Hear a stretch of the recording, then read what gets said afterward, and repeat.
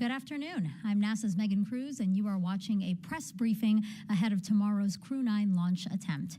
NASA and SpaceX are targeting tomorrow, September 28th at 1:17 p.m. Eastern Time for liftoff of NASA astronaut Nick Hague and Roscosmos cosmonaut Alexander Gorbanov to the International Space Station. Once there, they'll become part of Expedition 72 to maintain the orbiting lab and conduct groundbreaking research there. To take your questions about this mission, we have these folks here on the dais. To my left, we have NASA Associate Administrator Jim Free.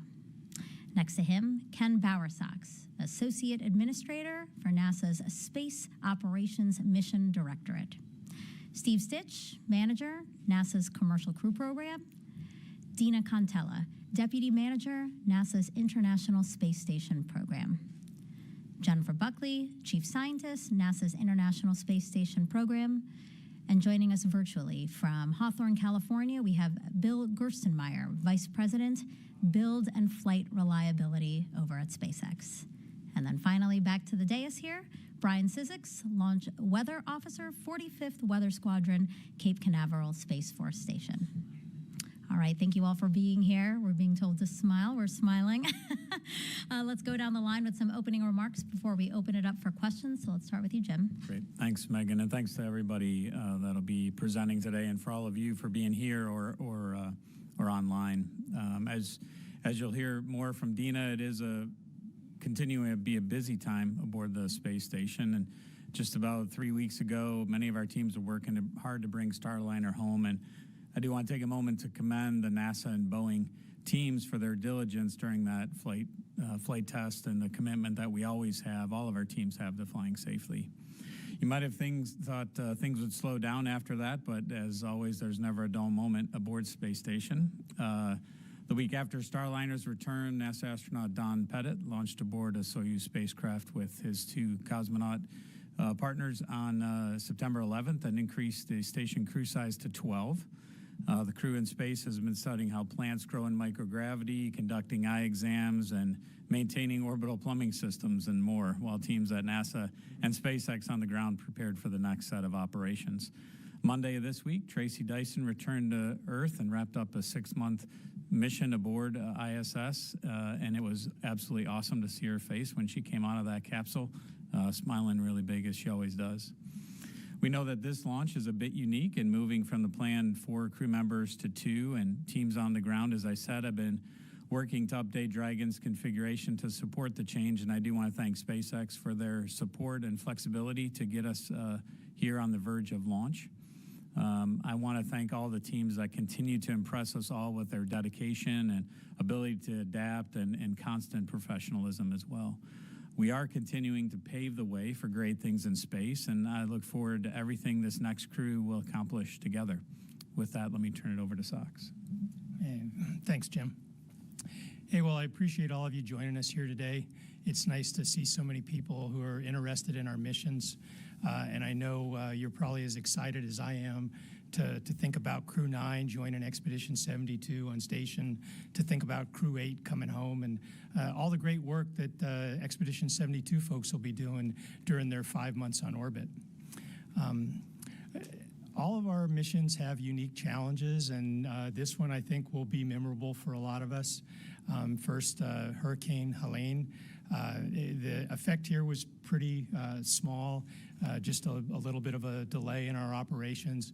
We know there's folks up in the Panhandle that had a much larger impact from the storm, and we'll be thinking about them as we execute the Crew 9 mission. And I know our station folks are doing whatever they can now to try and help with the efforts up there. We had a pretty big change in our crew complement for this mission, going from 4 people on the crew to 2 people on the crew so we could free up a couple of empty seats. It's so impressive to see the professionalism of our astronaut team, both Nick and Alexander, as they've dealt with the changes that they have to make so that they can handle the ascent and prepare to integrate with the new crew. But also Zena and Stephanie, who gave up their seats on this mission. I just want you to know we're going to find spots for them to fly, and we really appreciate how hard it is to give up a mission and wait a little bit longer.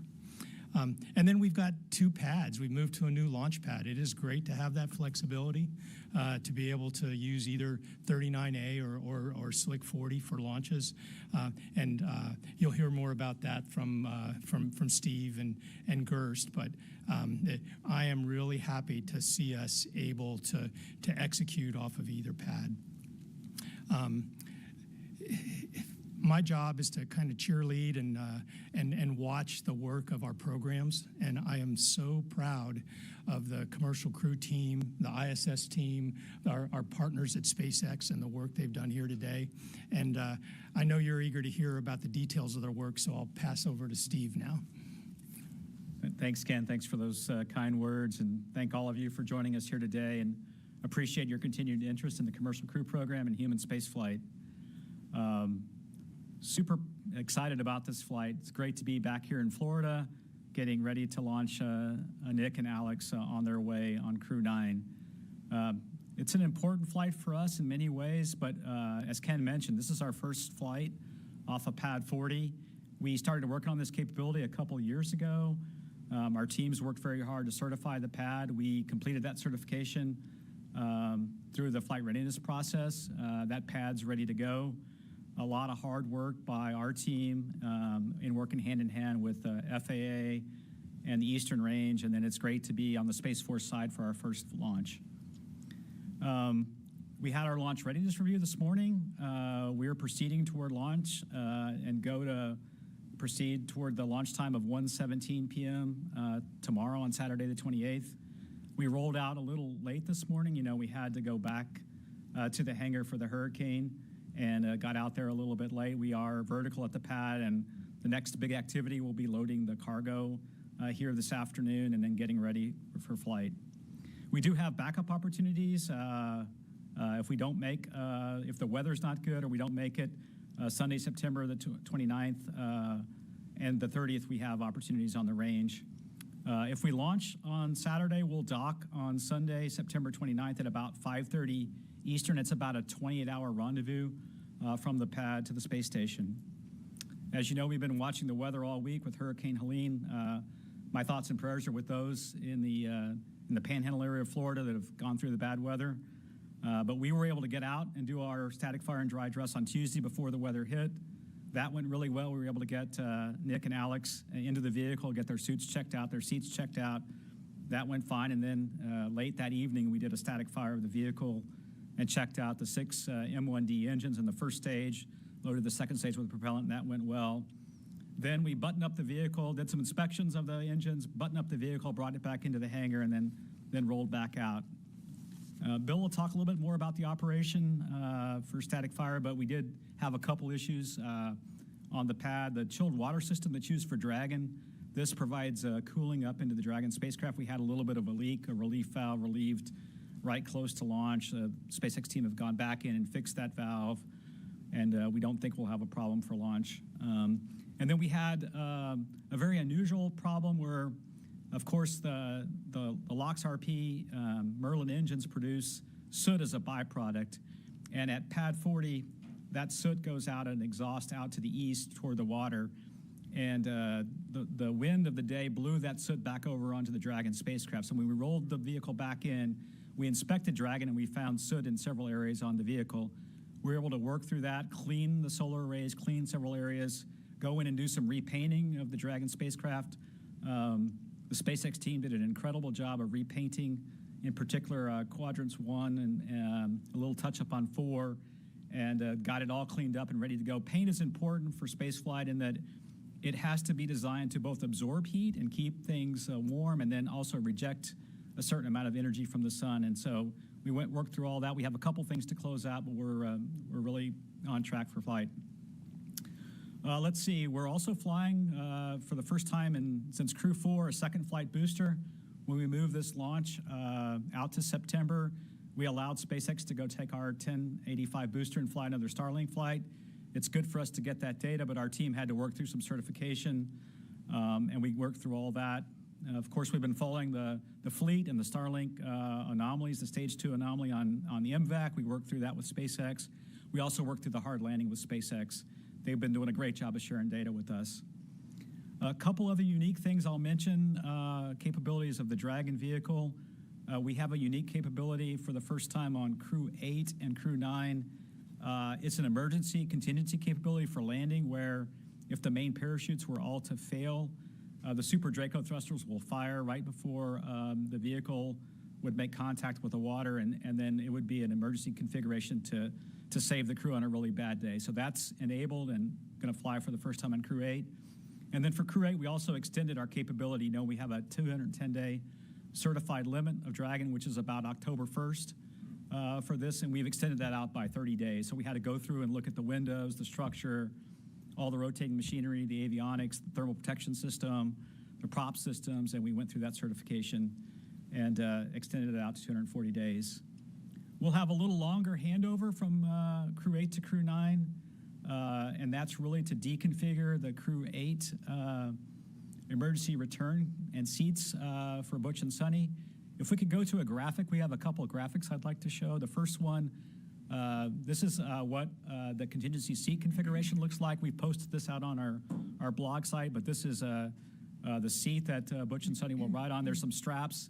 It's the space station program allowed us to use some of the foam and some configuration, and this is out there for you to see. And I think we have one more shot of kind of what the normal config is. This is the normal config of the cockpit, where you see the 4 seats. The commander and pilot sit in the middle of S2 and 3, and then we have C5, C6, and C7 cargo locations. You can see bags and cargo that are typically there. That was removed on Crew 8 for the contingency configuration. So we'll take a little bit of time to deconfigure those seats. Other than that, we're ready to go. We're watching the timeline very carefully over the evening. We've got a couple things to close out, but we're excited to be here. I really would like to thank our entire CCP team, the SpaceX team. The word that comes to mind for this flight is agility. Lots of agility in terms of changing the manifest, changing the cargo config, and be ready to go fly off Pad 40. And then I'd also like to thank the FAA, the Coast Guard, the United States Space Force, DoD Det-3, that's our partners for crew rescue, and then the Eastern Range all contribute to making this flight possible.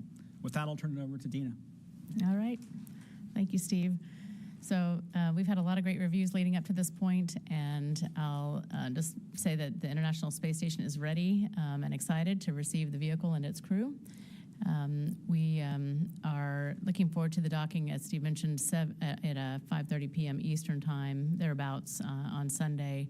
And then soon after that, we'll have hatch opening around 7:15 p.m. and then a welcome home ceremony a few minutes later. So as Steve mentioned, we'll have a little bit longer handover. So we call it a 7+2, so 7 full days of handover plus the docking day and the undocking day. We're targeting approximately October 7th.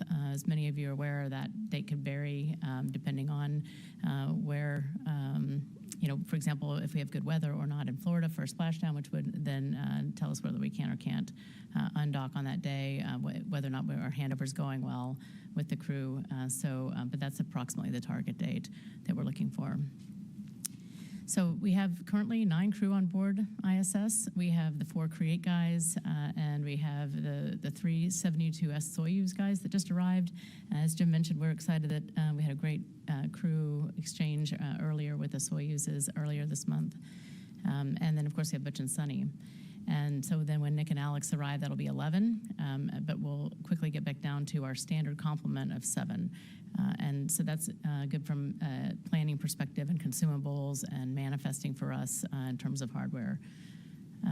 I'll mention that Sunny Williams is the commander of the International Space Station and will be for the next several months. I'll just say the next several months are going to be very busy. Jim alluded to us being very busy. I will say ISS is a busy place. First, very soon after Crew 8 undocking, we're going to do a port relocate where the Crew Dragon that we're sending up now, Crew 9, will be relocated to the Zenith port. And then we'll be doing our Russian crew will be ingressing the aft progress to be offloading cargo around mid-October. And then at the end of October, we've got the SpaceX 31 mission. That mission is going to have a lot of science. We're looking forward to that. And Jennifer, to my left, our chief scientist, is going to tell us a little bit about that.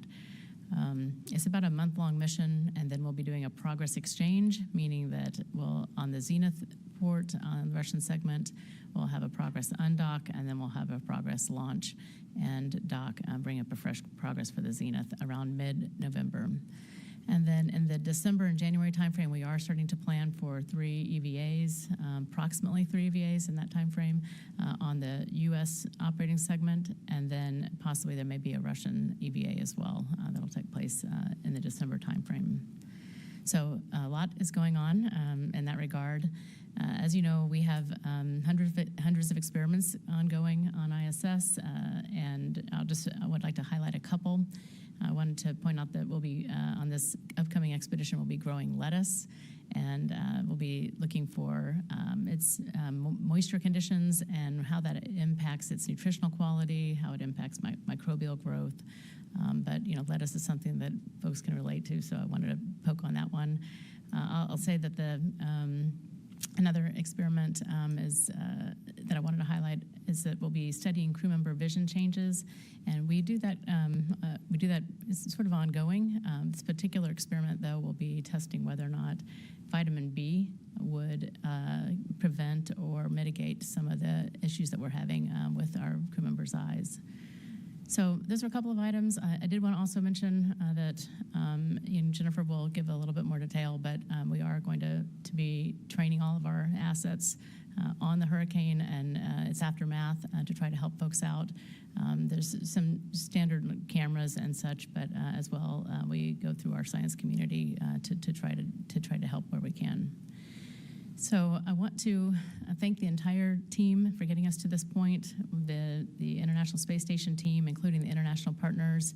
I want to thank the Commercial Crew Program and SpaceX, all of our partners for getting us up to this point. Like I said, the ISS is ready, and we are really looking forward to seeing this crew on board. And so with that, I'm going to hand it over to Jennifer. Thank you, Dina. As Dina mentioned, it's going to be a very busy increment, and science is no exception. We have a fast-paced plan for the crew. We typically, in any given increment, fly anywhere from 200 to 250 investigations, and right now, that is roughly what's planned for increment 72. We have a variety of science that we're going to be doing on ISS, from biological to physical sciences, space science, tech demos, human research, STEM and outreach, as well as earth science. Dean also mentioned, as part of our earth science support, right now we are supporting the disaster response coordination system by providing imagery from both our cameras and assets on board, as well as crew when they're available, and we have available targets in support of Hurricane Helene. So we will continue that as the storm progresses. There are a couple experiments I just want to highlight for this increment coming up. It was mentioned that the crew is going to be doing an EVA in December, and one of those objectives is to repair NICER, which is one of our external instruments. NICER is the Neutron Star Interior Composition Explorer. It's an X-ray telescope which is located external on ISS, and it's taking a look at neutron stars. Neutron stars are the glowing cinders that are left behind after a massive explosion in a supernova, and they're the densest objects in the universe. NICER studies the extraordinary physics of these stars. In May of 2023, NICER developed a light leak, and that allows unwanted sunlight to enter the instrument, and it was a result of damage to the filters that cover NICER's X-ray concentrators. So this damage does allow the sunlight to reach the detectors inside, degrading the science during daytime. We still are able to get valuable science from the instrument during nighttime. But this has been a really robust instrument. It's published one of the highest numbers of publication rates we've had on ISS, and we're looking forward to going out and repairing those filters with a patch so we can get NICER back up to its full capability. We do have some science actually flying on the Crew 9 vehicle with the crew. One of those investigations is rhodium plant life. This is through the ISS National Lab. It is the LEO Integrated Floriculture Experiment, LIFE, which studies how radiation and gravitational forces at different orbital altitudes affect plant physiology. The plant they're going to be looking at for this is Arabidopsis. This is one of our model organisms we study very frequently, also known as mustard seeds. And they're going to be taking a look at both a wild type normal plant as well as a genetic mutant to see what the response is to varying radiation. A sister experiment was flown on the commercial flight Polaris Dawn recently. And we will compare, or the researchers will compare that with the samples that are coming back from ISS. This is also the first mission using new hardware for this experiment.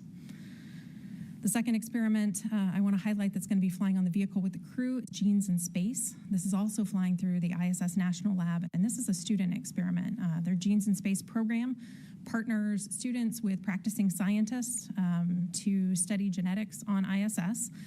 This one is taking a look at how spaceflight may activate retrotransposons. So these are mobile fragments of genetic code that insert themselves into host DNA. This is a common occurrence, but when it's inserted into disadvantageous regions, this can cause issues.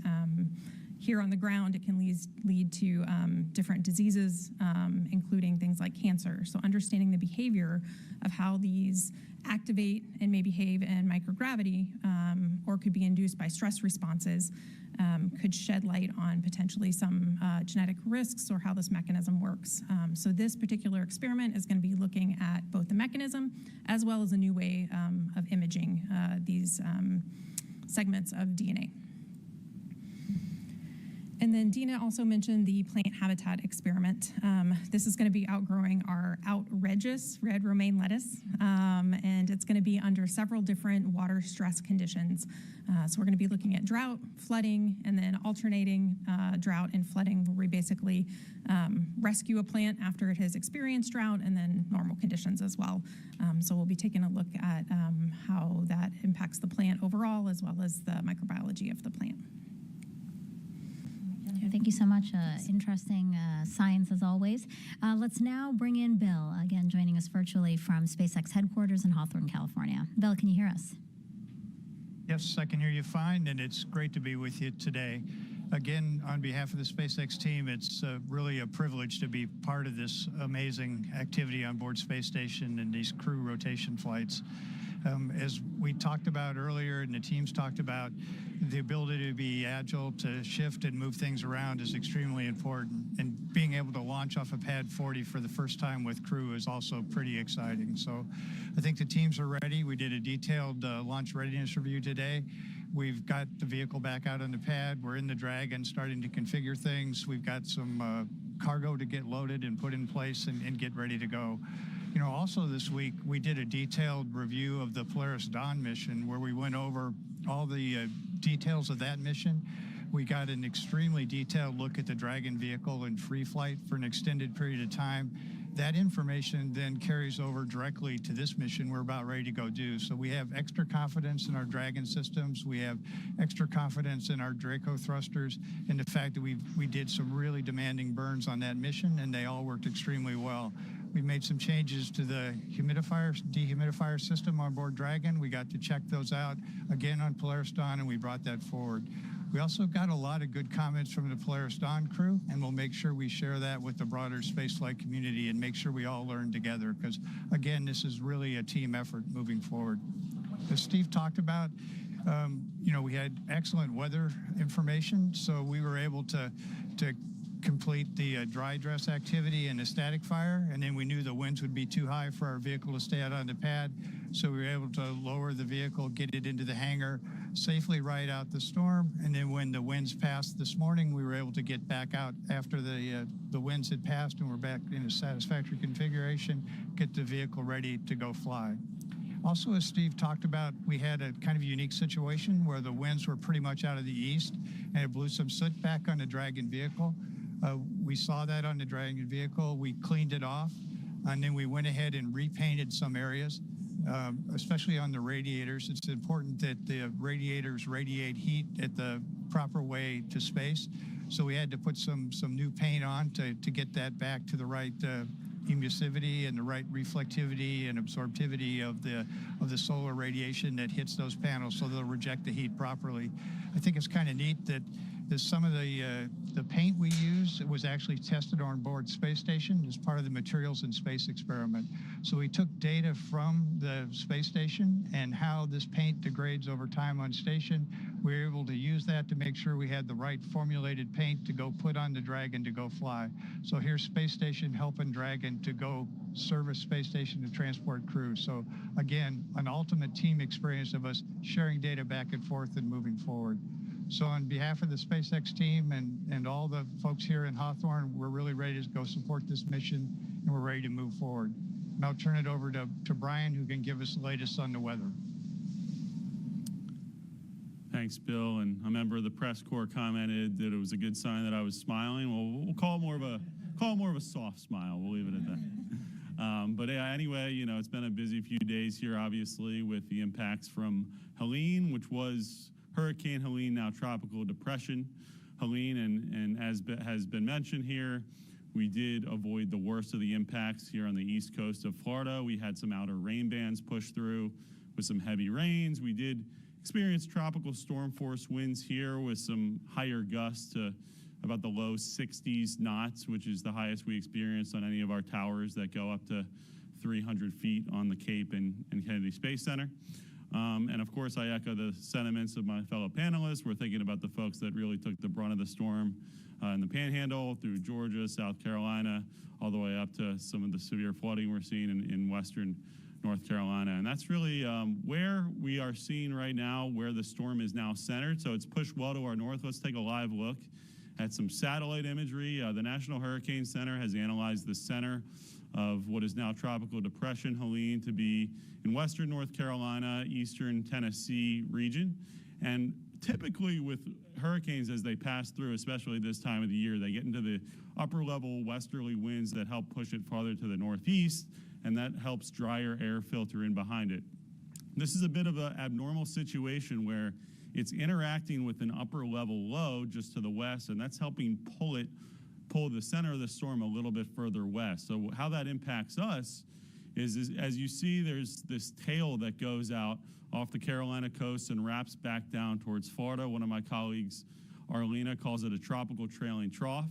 And what happens is that's going to kind of get stuck on top of us. So it's going to leave this remnant boundary that will focus moisture in central Florida and along the ascent corridor as well. So that will help to some degree increase the precipitation and potentially lightning chances in our area through the next few days as we get our typical afternoon heating. We're still in the wet season here in Florida, so in the afternoon we do see some storms and showers that develop due to the afternoon heating that we get here on the peninsula. So let's go to our launch forecast here. You can see we are at a 45% probability of violation or 55% chance of go with this instantaneous launch window at 1:17 p.m. tomorrow.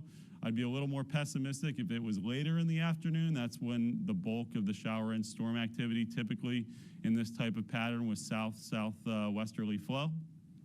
But I think it'll be just before the worst of the storm coverage develops, but we will be watching some popped-up showers and storms that form on the peninsula and start moving from west to east. So we'll be watching those kind of hit or miss pop-up showers, and that's what we will be tracking here at the launch site for that opportunity tomorrow. And then as we go to the next day, a pretty similar pattern, but the launch window does move 20-25 minutes earlier. So that actually does help a little bit in terms of the afternoon heating that we see. So we bump up the probability of go a little bit up to 60%. And then, of course, for all crewed launches, it's not just the weather at the launch site that we're watching. We're working very closely with our colleagues over at the Spaceflight Meteorology Group in Houston, and we're monitoring the weather along the ascent corridor. So there's some key points that we're looking at in terms of winds, waves, precipitation, lightning, among other criteria. And in this case, the winds and waves generally look pretty good along the ascent corridor. The watch item will be precipitation and lightning. So we'll be monitoring that in real time tomorrow, both at the launch site and along some points along the ascent corridor. But hey, no matter what Mother Nature throws at us, the launch weather team will be ready to go, and we'll be obviously watching things very closely. Megan, back to you. Perfect. Thank you so much, guys, for those opening remarks. We're now going to open it up to questions. For those in the room, you know the drill. Raise your hand. Wait for a mic to get to you. For those on the phone, press *1 to get into the question queue, and then to remove yourself from the queue, that would be *2. Okay, let's start with Marcia here. And Associated Press, probably for Steve, but I'm not sure. Is the plan still to fly up the one SpaceX suit for Butch? There's already one up there for Sunny. Is that still the plan? And anything else you're taking specifically for those two? And I know you guys like to rotate crews every 6 months, but what would have prevented you from cutting this mission a little short after a couple months to bring those two home sooner? And just, is it easy to rotate your missions and be more flexible in how you schedule them, or is it too much in stone to always want to do a spring and a fall? If you could just explain it, because when I tell my neighbors and people that you're going up to get them, they think they're coming back right away, and they're perplexed, as am I. Okay, yeah, I'll adjust your questions partially. Yeah, in terms of the suits, there's Sunny has a suit on orbit. She's tried that suit on. That suit does fit. We are carrying up a suit for Butch on Crew 9. We're also carrying up a few other things. There's some earpiece components that go with the suit, some umbilicals that will need to fly up. Those are all going up associated with the suits. And so that's the main hardware that's going up for Butch and Sunny that I would like to talk about. You know, we talked a lot about what to do in terms of when to rotate them back down. You know, when we look at the vehicles that we have ready and the flights, it just made a lot of sense to go ahead and rotate them back down with Crew 9 and have the 2 empty seats. And then obviously the Crew 8 vehicle, you know, wasn't the right time to bring them back down. And so we could, you know, schedule it a little shorter increment, then I'd have to have another vehicle ready. And so when we work with SpaceX, that next vehicle for Crew 10, that's going to be in the February timeframe. That's a brand new Dragon we're trying to get ready. We'd like to fly that Dragon and space out kind of the flights across all the Dragons. And so really that was the reason. We'll just keep Butch and Sunny there a little longer, about 8 months. Of course, Nick and Alex will stay for about 5 months, and then we'll bring them back down. So it's a brand new Dragon, and really it's how do we space out these flights, right? So. Great. We'll go to Will right behind Marcia there. Thank you. Hi, Will Robinson-Smith with Spaceflight Now. Thanks so much for taking the time. Question for Steve and perhaps Ken. How was the decision made on who would remain flying on Crew 9? I imagine Alex's seat was probably secure with the seat swap with Roscosmos, but how was it decided that Nick Hague would be the one to remain on this mission as opposed to Xena, who was training as commander? Thanks. Well, we turned that over to our team in FOD.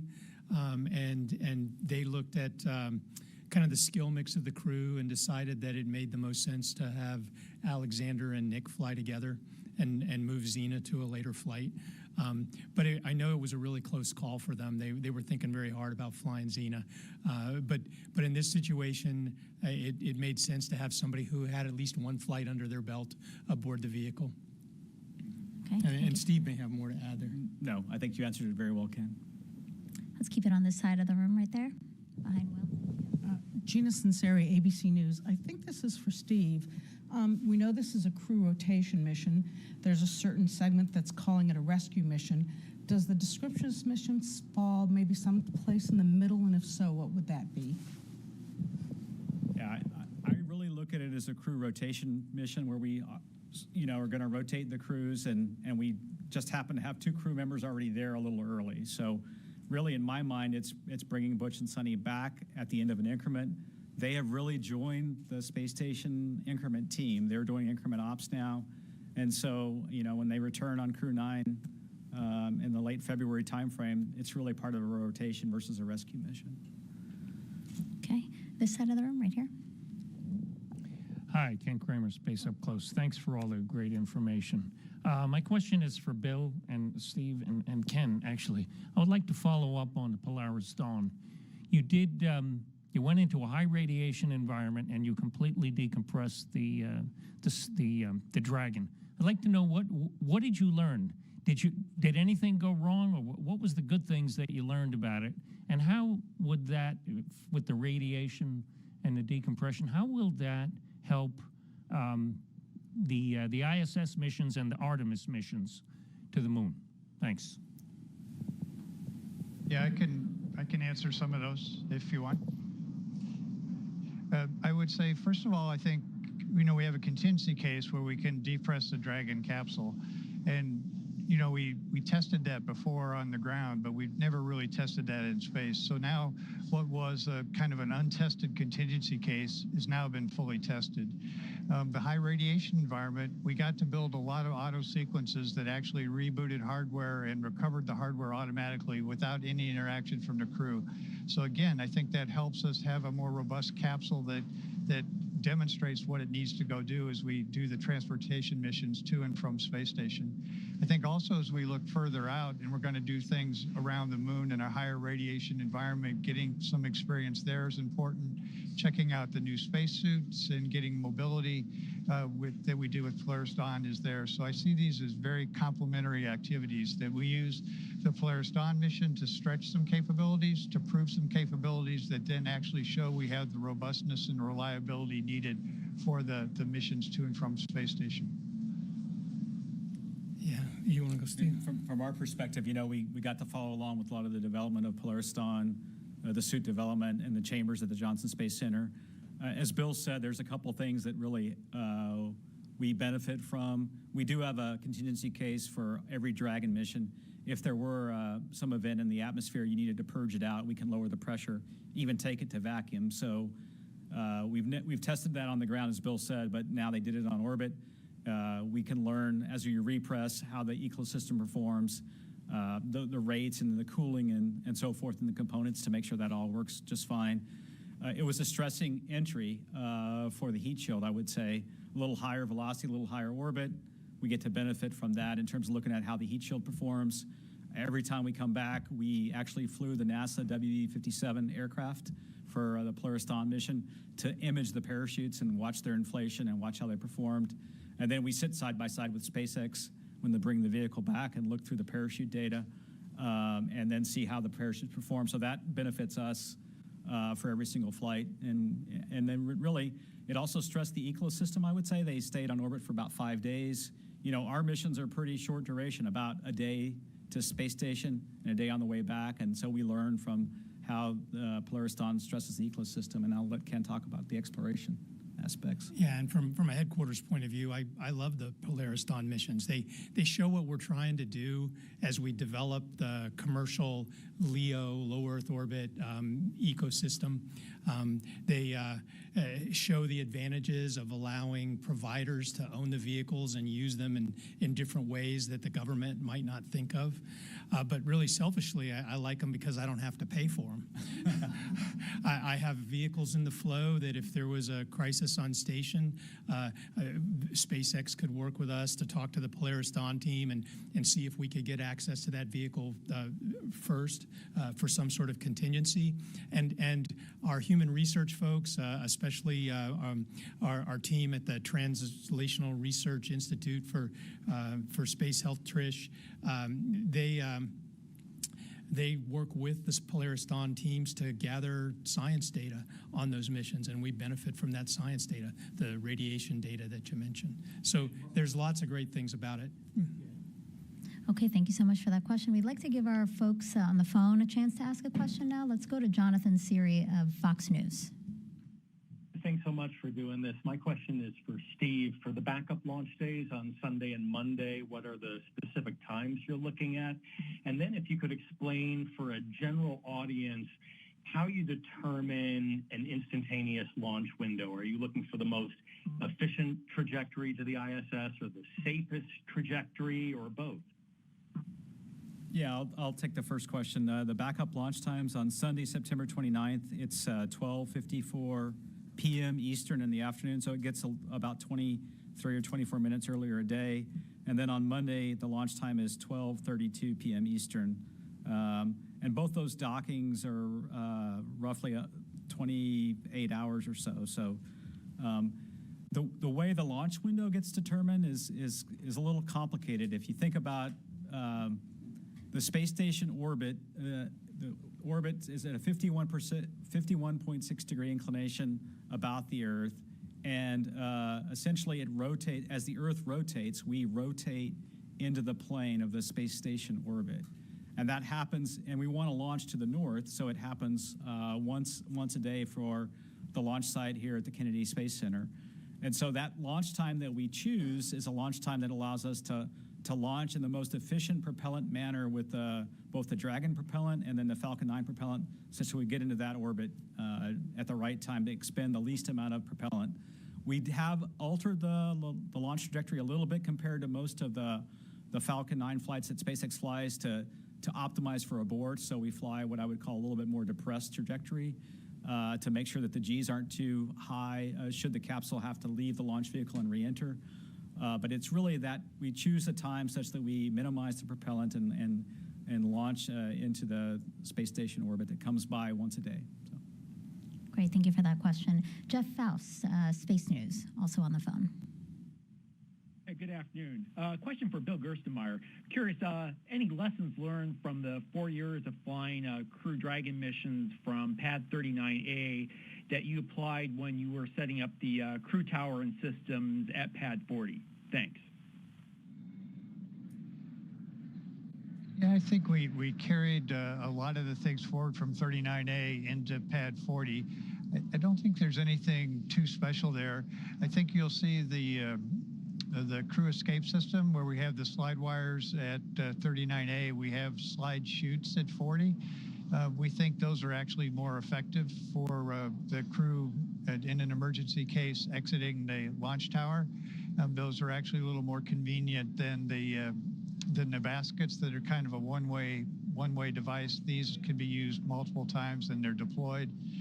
But I think in general, we optimize some of the Dragon systems, some of the cooling systems, some of the water systems on the pad are more optimized for Dragon and for those activities than they are at 39A. So I think we picked up a little bit from 39A and moved it to 40, but in general, it's roughly the same capability in both pads.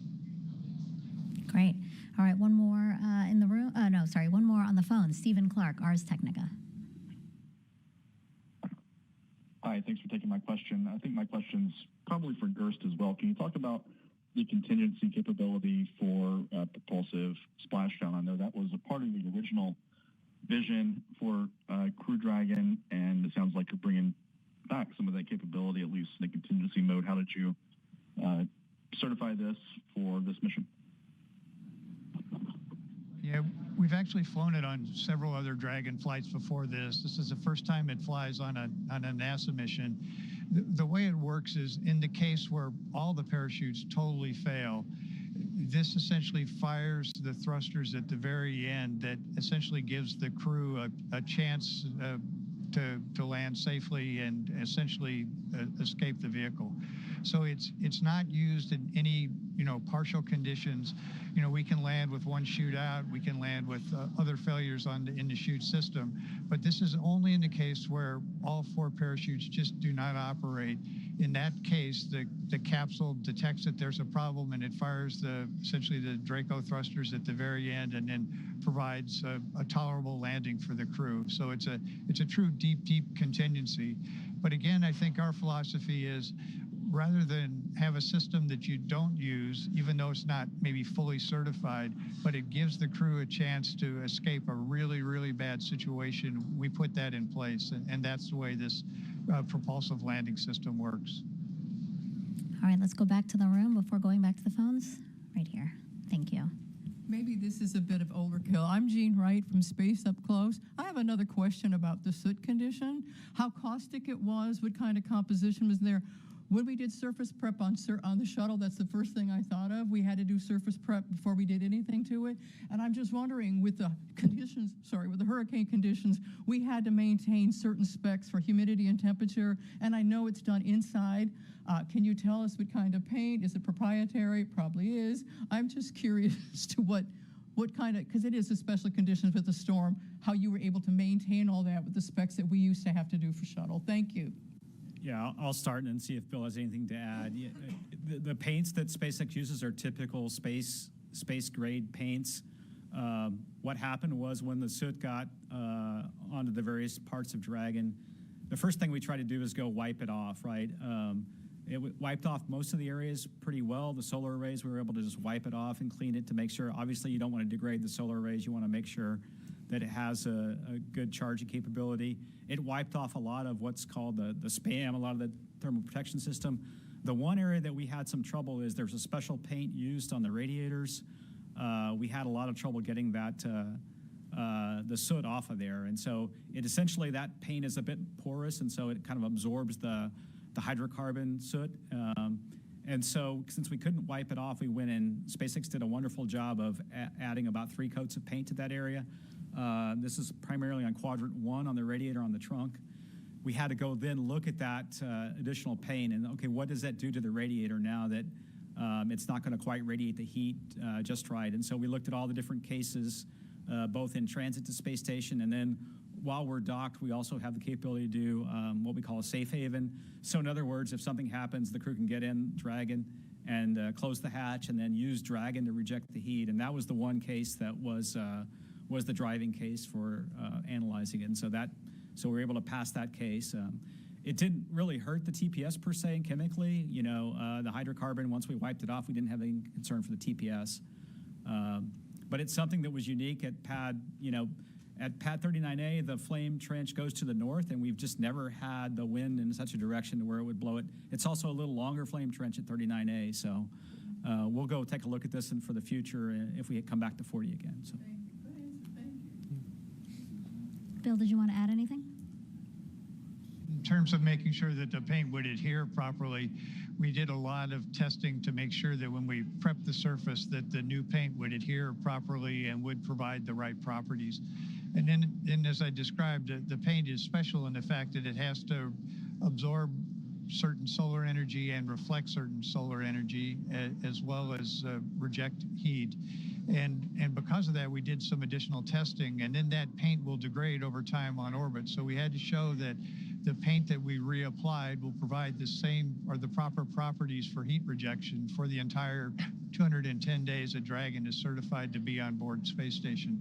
So we actually use, like I said in the earlier remarks, we use data from the MISSI, the Materials in Space experiment on board space station, to determine what we thought the erosion rate of this new paint we applied. So we did a lot of work to make sure the surface prep was correct, the paint would adhere, and the paint would persevere through the entire orbit duration in the atomic oxygen environment in space. So this was a pretty sophisticated activity to repair this paint and make sure that it's going to perform the way it needs to in space. And again, a tremendous amount of testing was done here in Hawthorne.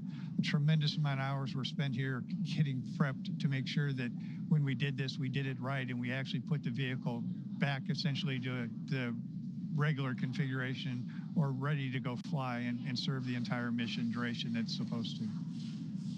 Okay, we have time for a couple more questions. We had only 2 more in the room. Go ahead.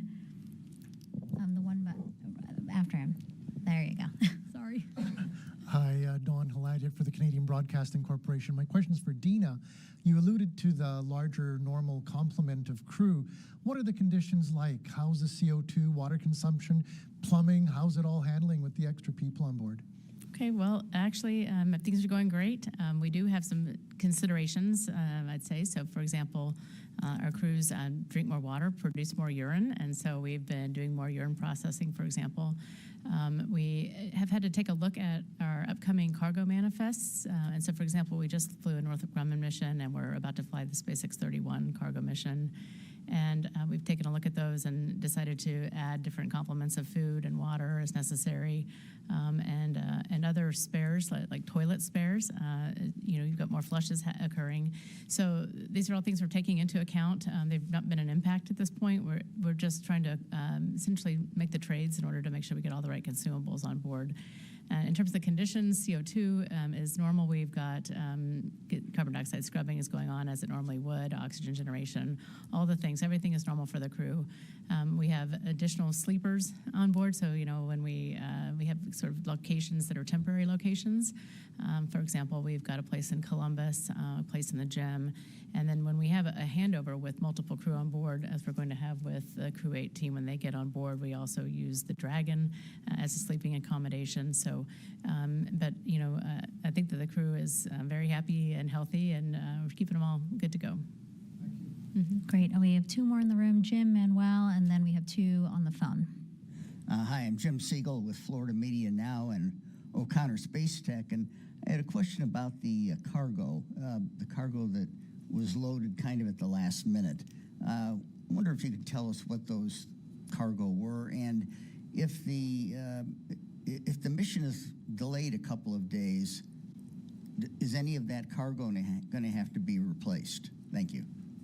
Well, I'll just say from an ISS perspective, we have got a standard complement. We do have a spare, for example, on board for a urine processor that was a later add, but it's not needed immediately. It's more just to get us up to a normal sparing posture.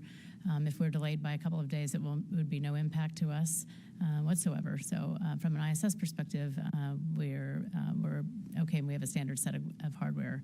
In terms of the other manifests, if you're referring to what I was just talking about, for example, SpaceX 31, if it was delayed, it would not be a big impact. We actually keep on board plenty of reserves, and we typically have 4 months worth of reserves for any particular thing like food, water, toilet supplies, et.cetera. But we have a lot more than that right now, in fact. So we'll be okay if we slip, a few days or even weeks. We're going to be okay. All right, Manuel. Oh, I'm sorry. Jen, did you want to add? Oh, I was just going to say, I'm not sure if part of that late load cargo is also our science late load, which is nominal for these flights, and we do have refresh samples if we need to delay. Thank you. Sorry about that, Jen. Okay, Manuel, and then we'll go to the phones.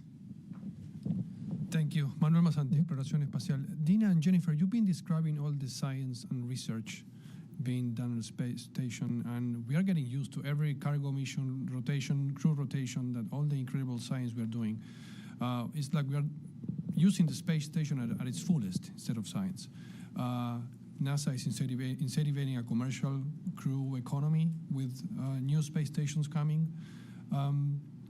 What is NASA doing to avoid a gap in terms of science if we know the commercial stations are potentially having difficulties to get there? What are the next the steps NASA is doing to avoid a gap, and if there's a consideration of extending the 2030 deadline? Maybe this would be better for SOX, but First of all, we really don't want a gap between our current platform in low Earth orbit and the platforms that will replace it. There's a bunch of reasons for that. One is because of all the science that we're doing now. We don't want to have a lull in that science activity. We could lose researchers and discourage people here on the ground. So we want to maintain a pipeline for that research, and we want to maintain the crew and cargo transportation capability that we've worked so hard to develop. And so we want to make sure that we have a destination for that part of the LEO economy as we go forward. So that's all really important to us. It's very unlikely right now that we'll extend the ISS past 2030. We've got clearance to operate through 2030. All of our international partners are working through that date except for our Russian partners. Our Russian partners are at 2028 right now. We don't really expect that we'll hear what they want to do past 28 until perhaps as late as 2027. That's mostly because of the way their budgets work over in Russia, but it's an important factor as we plan for the future. So we're planning actively for how we're going to bring ISS home to make sure we're ready when we get to that point to bring ISS home safely. At the same time, we've got development efforts for new platforms. We've got 3 development efforts with different companies to develop new commercial stations right now as part of phase 1 of our commercial LEO destination program.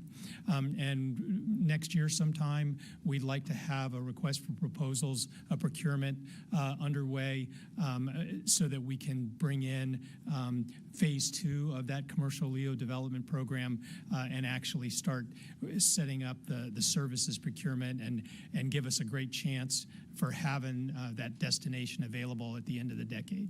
That's our goal right now, to avoid a gap.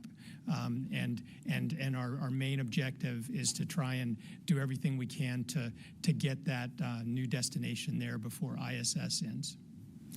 I'll just add from a science perspective that it is something that we work very hard to do is to continue to maximize science on ISS, and we are looking as ISS end of life eventually will approach, how can we best maximize that and also allow for opportunities for these new commercial stations and what types of payloads they would like to see. So we'll have a meshing of the existing and the future as we go forward, and so Jennifer and others will be heavily involved in trying to make sure that we have a good connection going forward into the commercial LEO development program. Thank you both. Okay, our last two questions. Irene Klotz, Aviation Week on the phone. Thanks, Megan. My question's for Steve. I know it's still early days, but in the 3 weeks since Starliner's return, can you give us an update on where things stand with the assessment and the work ahead and just, I guess, where you would consider that program right now? Thanks. Yeah, good question, Irene. The vehicle is back here at the Boeing facility. They have the vehicle here and got the data off of it. They're starting to look at all the parts that they want to inspect. Next week, we start a series of the data reviews. This is the normal review cycle for all the systems on the vehicle, the guidance navigation control, the flight computers, ECLIS, life support, windows, structures, all those sorts of things will start with our team, and so they've been working through that. Boeing team has been organizing to look at their redesign activity. When I say redesign, not necessarily a thruster redesign, but how we maybe fly the vehicle differently, how we maybe change the thermal blanket configuration in the dog houses, in each of the 4 dog houses on the service module, how we fly the vehicle differently. They have organized the teams and started to look at that activity. There's already some ideas about, we've talked about the aft part of that service module doghouse where we have the 3 orbital maneuvering and attitude control engines and the RCS thrusters, the reaction control thrusters. Is there a way to put some shielding around some of those to keep the heat soak back from happening? The Boeing team also is looking at the helium system, and we talked about the leaks during that flight. They've got 4 different seal materials that they are looking at in that flange on the RCS thrusters that they're evaluating to replace it. So the activity is moving forward for the next flight. The Boeing team's making progress, and I look forward to spending a little bit more time on that when we get to this Crew 9 mission launched and then Crew 8 returned. So. All right, and finally, Tariq Malik, Space.com, also on the phone. Hello, thank you very much for the opportunity. And my primary question is for Bill Gerstenmaier about the new capability of having a crewed launch pad at SLC 40. I'm curious, aside from the obvious of being able to launch, astronauts from that pad there, what other benefits will it bring in terms of flexibility of pad operations at both 39A and Slick 40?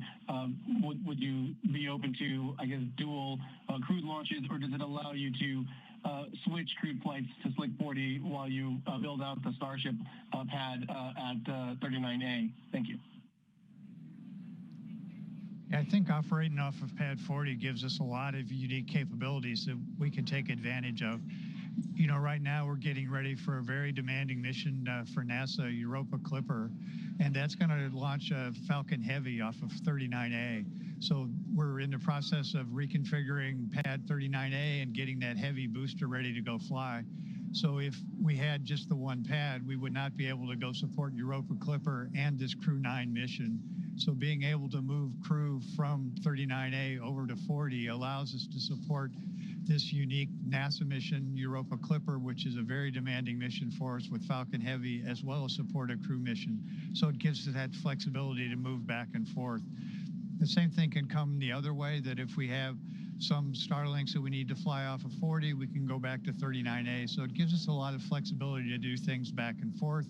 It also allows us to put 2 crew missions pretty close together, back to back, and see where we are if we need to do that. So I think it's neat to have a backup capability, or if something happens to a pad, or there's some damage to a pad, or we need to take a pad down for maintenance, having that backup and that flexible capability to go another way is is really an added advantage. I think as you've seen here through this demonstration and what we're doing here with Crew 8 and Crew 9 and the Starliner activities, the ability to have flexibility and to change and be agile, as was discussed earlier by the other folks, is tremendously important for spaceflight. You have to be agile. You need to be able to react when situations come up. You need to have teamwork, and you have to need precision to deliver really quality and safe hardware to go fly. That's what really makes a vibrant space program. So I think having these two pads, tying these things together, being able to do multiple missions, being able to work as one big team really allows us to do amazing things as we move forward in space. So I see bringing Pad 40 on as a tremendous advantage and a nice tool to have in our toolbox that we're going to use in pretty innovative and creative ways going forward. And with that, let's wrap up this press briefing. Again, thank you so much to our panelists as well as those who asked questions, again, for your interest in the space program. We deeply appreciate that.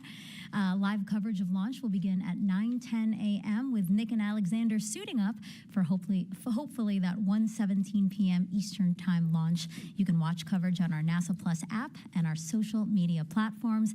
Until then, thank you and go Crew 9.